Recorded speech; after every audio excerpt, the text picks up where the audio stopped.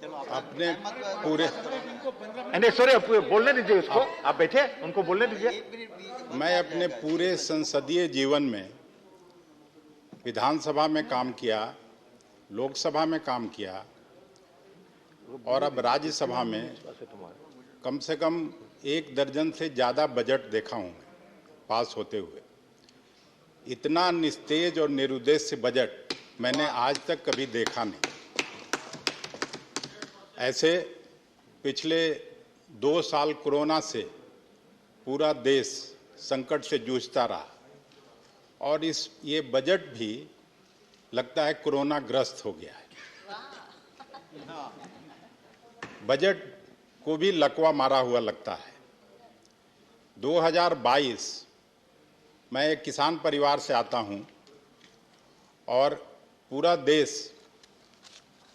ये उम्मीद कर रहा था और पहले भी हम लोग देखते रहे हैं, यूपीए 1 में मैं मंत्री था और मुझे आज भी अच्छी तरह से याद है कि अपने पहले बजट भाषण में चिदम्बरम साहब वित्त मंत्री थे और उन्होंने 2-3 घोषणाएं की अपने बजट भाषण में कि हमारी सरकार रूरल क्रेडिट को दुगना करेगी,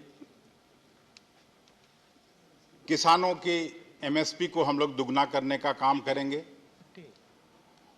और अपने अंतिम बजट में रूरल क्रेडिट न केवल दुगना हुआ बल्कि मनमोहन सिंह जी के नेतृत्व वाली सरकार ने तिगुना करके देश को दिखाने का काम किया था।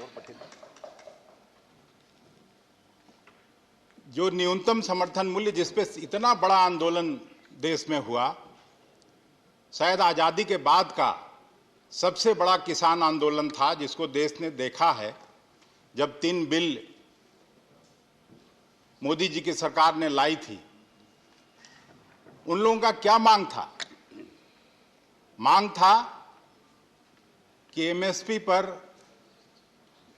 कानून बनाकर आप दें, कानून की गारंटी से एमएसपी ले आए, लेकिन वो तो नहीं हुआ। अभी जब 3 काला कानून वापस हुआ, वापस लेना पड़ा किसानों के दबाव के आगे या 5 राज्यों के में जो चुनाव होने थे उसकी वजह से, या फिर जो परिणाम आए बाई इलेक्शंस के, उसमें जो हार हुई आपकी पार्टी की, उसके वजह से आपने कानून वापस लिया, लेकिन कोई कानून बना नहीं किसानों को आश्वासन देने के बाद भी। और मैं जो देखा हूं कृषि क्षेत्र की अगर बात करें इस बजट में, तो महत्वपूर्ण योजनाओं के बजट आवंटन में भी कमी की गई है। एक और प्रधानमंत्री जी जहां हर भाषण में फसल बीमा योजना का हवाला देते हैं, फसल बीमा योजना में भी बजट आवंटन पिछले साल से लगभग 500 करोड़ रुपया कम कर दिया गया। देश में एमएसपी को लेकर जो संशय की स्थिति थी वो कमी तो नहीं दूर हुआ। प्रधानमंत्री अन्नदाता आय संरक्षण अभियान पीएम आशा, मतलब एक तो परिपाटी बन गई, अब हर ये में एक प्रीफिक्स और सफिक्स लग जाता है। हर जो भी नया स्कीम आता है सब में प्रधानमंत्री जी के नाम से लगता है, कोई बात नहीं। ये जो स्कीम था वो भी एमएसपी आधारित व्यवस्था का ही हिस्सा है और पिछले साल इस स्कीम में एक्चुअल खर्च 400 करोड़ रुपया था, लेकिन हैरानी की बात यह है कि इस साल इसमें केवल 1 करोड़ रुपए का प्रावधान किया गया है। और इससे तो मुझे यही लगता है कि सरकार की मंशा पीएम आशा योजना बंद करने की है। इस बारे में जब वित्त मंत्री जी अपना उत्तर देंगी तो लगता है स्थिति इस पर स्पष्ट करना चाहिए। दूसरा, मनरेगा एक महत्वाकांक्षी योजना थी यूपीए सरकार की। प्रायः सभी सहयोगी साथियों ने जब कभी अपना भाषण किया है तो सबने चर्चा किया है कि उसमें भी कमी की गई। 95,000 करोड़ से 71-72 करोड़ रुपए आपने कर दिया। तो जो गांव में खास करके कोरोना काल में अगर गरीब लोग बचे रहे तो वो एक ढाल के रूप में गरीबों के लिए वो स्कीम खड़ी थी और उससे बहुत कुछ बचा रह गया। कोरोना में लोगों का टीका लगाने, ये लगता है कि यही सबसे बड़ा इस सरकार का प्रमुख अस्त्र है। अर्थव्यवस्था खराब है, उसके बारे में कुछ नहीं करना है। लोगों का रोजगार गया, उसके बारे में कुछ नहीं कहना है। पढ़ाई लिखाई, पठन पाठन प्रायः सभी विश्वविद्यालयों में ठप हो गया। मैं अस्थायी समिति का सदस्य हूं, HRD कमेटी का, और उसमें जो मीटिंग्स होती है, जिस तरह का लर्निंग लॉस हुआ वो किसी से छिपा नहीं है। और ई विद्या स्कीम सब कुछ डिजिटल होते जा रहा है, लेकिन साथ साथ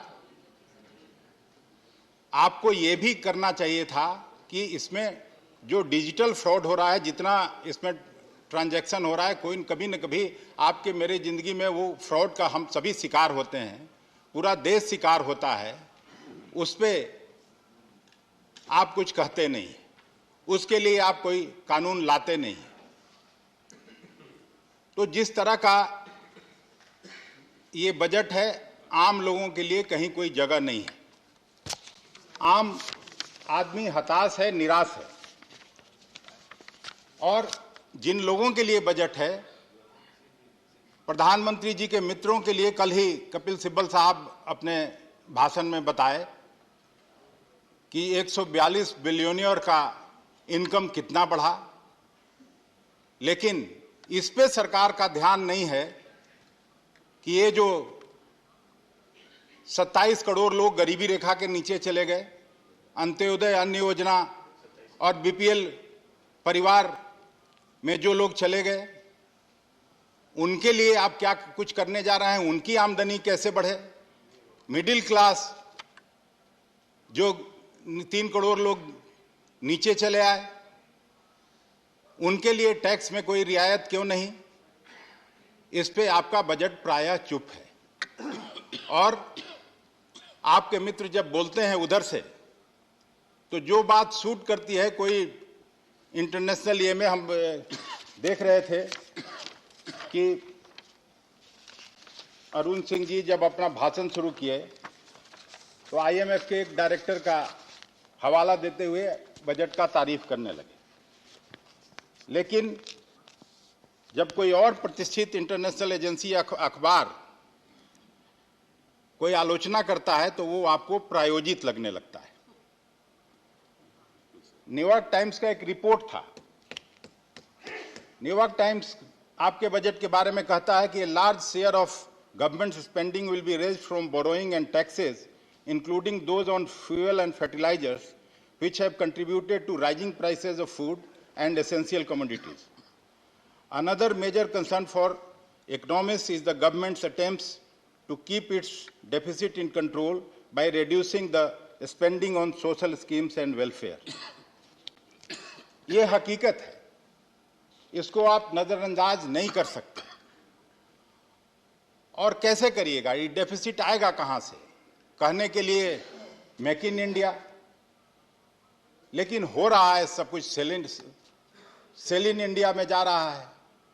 जो हमारे पुरखों ने संपत्ति अर्जित की थी आजादी के बाद, भिन्न भिन्न पब्लिक सेक्टर का जो इन्वेस्टमेंट था, वो सारे हम लोगों के पुरखों की संपत्ति बेची जा रही है। और यही सबसे बड़ा आपका इनकम का स्रोत है। ईंड़ी उठा उठा के देखा मैं, प्रधानमंत्री जी उस दिन भाषण कर रहे थे और कांग्रेस पार्टी को कोस रहे थे। हाँ, एड़ी उठा उठा के देख नहीं रही थी हम सब। प्रधानमंत्री जी आप ही कभी बात करते हैं कि यहां डिबेट का स्तर ऊंचा उठना चाहिए। अगर खड़गे साहब चंद सवाल खड़े करते हैं, आनंद शर्मा जी चंद सवाल खड़े करते हैं जो आम लोगों की समस्या है, आम लोगों से जुड़ा हुआ है, उस पर जवाब देने के बजाय आप कांग्रेस पार्टी को गाली देने लगते हैं। ये कहां का न्याय है? और ये देश किसानों का है। ये बात आप सबको समझने की जरूरत है। आज ग्रीन रिवॉल्यूशन नहीं होता, देश संकट से जूझ रहा था, देश में अनाज की कमी थी।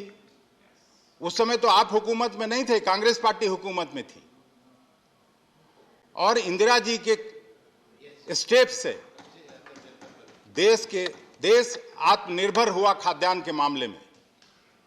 लेकिन आज मनोज जी ने ठीक कहा, आज गरीबों के थाली से दाल गायब है, सब्जी गायब है। वाइंड अप कीजिए। अरे आप तो इधर ही से गए हैं, आप क्यों ऐसा करते हैं? वाइंड अप कीजिए। जो अच्छी बात है उसको सुनिए और उधर बताइए। आपका समय हो रहा है, नहीं तो बाकी लोगों को नहीं मिलेगा। नहीं, आप आपके पार्टी के बाकी बिहार से आने वाला सोचिए। आपका अगर बाकी स्पीकर करते हैं आपके लिए अलग बात है, लेकिन अभी आपके पार्टी और दो स्पीकर और है, उनके लिए भी टाइम आपको बताना है। आप तो इंटरफेयर कर रहे हैं। ऊंचा कुर्सी पर बैठ के नीचे को देखिए थोड़ा सा तो। बोलिए, अब बोलिए, आप समाप्त कीजिए। मैं बिहार से आता हूँ। हाँ। बिहार में मैडम आपकी पार्टी सरकार में, मोदी जी चले गए, वो अच्छे नेता थे जब तक बिहार में थे, लेकिन वो भी बजट पर भाषण करते करते उनकी ऐसी स्थिति आपने कर दी कि वो बेचारे कवि बन गए और कविता कह के अभी बाहर है, मैं उनको सुनाने वाला था। बिहार पहली पंचवर्षीय योजना, दूसरी पंचवर्षीय योजना में बेस्ट एडमिनिस्ट्रेटेड स्टेट के रूप में जाना जाता था।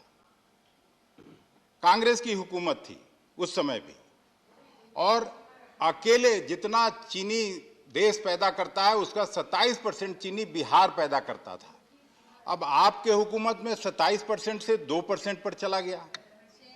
वहां के समाजवादी मुख्यमंत्री, जिनको कल ही प्रधानमंत्री जी ने कहा कि नहीं वो अच्छे समाजवादी हैं, नीतीश कुमार जी, लेकिन उनकी बात भी कहां सुन रहे हैं आप? स्पेशल स्टेटस का दर्जा का मांग कर रहे थे। मैं बिहार विधानसभा में काम करता था, तो उस समय के तत्कालीन गृह मंत्री जब राज्य का बंटवारा कर रहे थे, आदरणीय आडवाणी जी, वो पता नहीं अभी किस हालत में आप लोगों ने रखा उनको, उन्होंने कहा था कि बिहार को हम लोग हरियाणा और पंजाब बनाएंगे।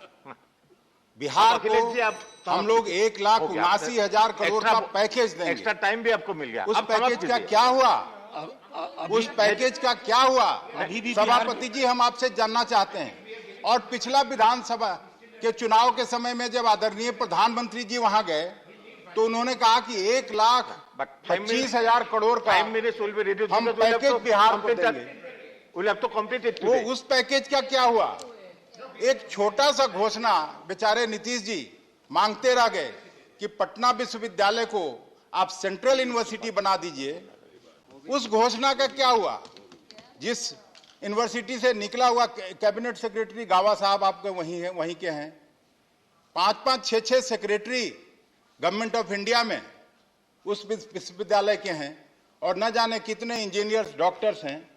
उस पर भी ध्यान आपका नहीं जाता है। हमको लगता है कि आप जवाब देंगी तो प्रधानमंत्री जी से पूछ के कम से कम वो घोषणा करवा दीजिए।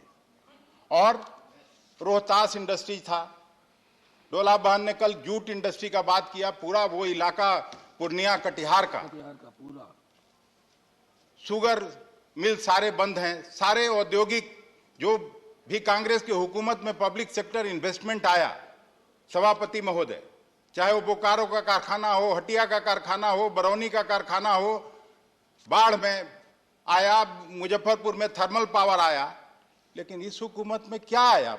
बिहार के साथ क्यों ऐसा सौतेलेपन का व्यवहार कर रहे हैं? 40 सीट है लोकसभा का। आपकी जब सरकार बनी थी तो 40 में से 39 लोगों ने को जिता के भेज दिया आपको। अब हो गया आपका समय, आप समाप्त कीजिए। मैं दूसरा स्पीकर बुला रहा हूं। केवल कांग्रेस पार्टी जीती। मैं दूसरा स्पीकर बुला रहा हूं, आप समाप्त कीजिए। हो गया।